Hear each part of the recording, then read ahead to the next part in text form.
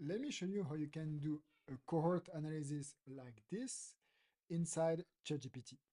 And after, I will show you how to do that without giving your confidential data to ChatGPT, but to do that in a confidential environment, secure, where you have no risk of giving your data to the LLMs and to have a risk with your company. Imagine that you have a file with all of your sales data and you want to create a cohort analysis to understand if your customers, based on when they join your company, if they will stay more or less after a few months being your customers.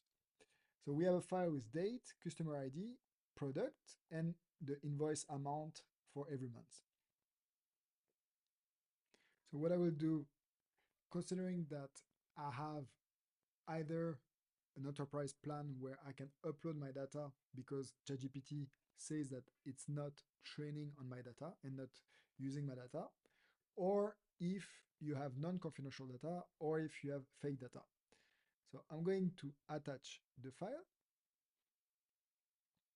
and then because on this file we want to do a cohort analysis based on the month and also looking at the retention rate, I will say, can you do a cohort analysis?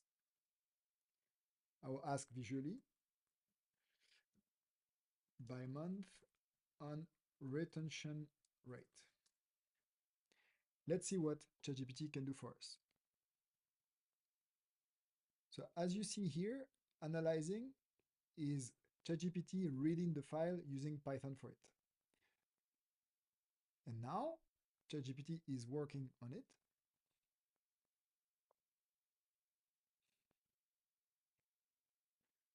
And ChatGPT is coding to create this cohort analysis visually like we ask. And then Python will do the graph for us.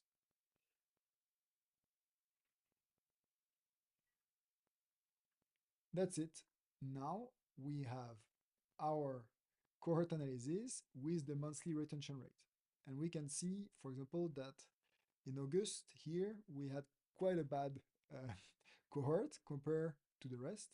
So that helps you already identifying some outliers.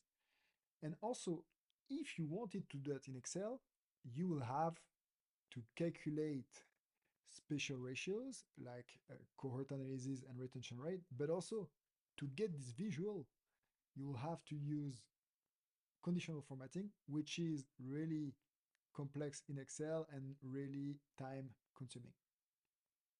But here we have 4 problems. First, confidentiality of data. Imagine you are not allowed to upload data. The example I just did doesn't work for you. Second, auditability. How are you going in this chat box to let your colleagues or your manager or the auditors audit your work? It's not possible because nobody can retrieve really your chats and everything stays only in this chat. And on top, sometimes you can lose it. Third, large data.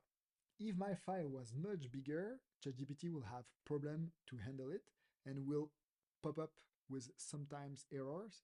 So you cannot really count on ChatGPT when you have large data. And fourth, scalability. Imagine you have to do this task for many companies or every month. Do you really want to go all the time in the chat box and ask the prompt and wait to be executed for you and to get the visuals? Not really. So let me show you now the solution to solve these 4 problems. Now let's imagine I want to have this graph in my own environment. I will ask ChatGPT, give me the Python code to have this graph in Google Colab. And I'm going to explain you what is going to happen.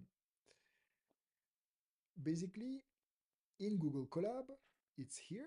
You have a Google Doc which is made for programming. That's what Google Colab is. And if you are already using Gmail for work or Google Sheet or Google Doc, then you can use Google Colab also to run code on your data because it uses Google Drive. Then here, ChatGPT created the code. So I'm going to copy the code. I'm going to paste this code in Google Colab, which is my secure environment. I will upload my file in Google Colab. It's like uploading on Google Drive. And then I will just change the path in the code and I will run the code.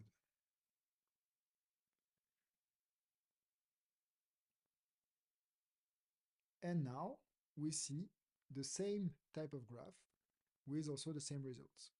As we see that August has bad data. This is how you solve the problem of confidentiality, because if your company allows you to use Google Sheet, Google Drive, Google Doc, then you can upload your file inside Google Drive and run the code on it. If your company is not using Google, it's okay. You can also use Azure, or you can even have Python on your computer. Second, it's auditable because everybody can read your script and understand what the code is doing and go and check the source of data, the code, the calculation, and see the results in the graph. Third, you can really process large data in Python, much more than in Excel, and it runs really fast. You saw how fast it was to get the results.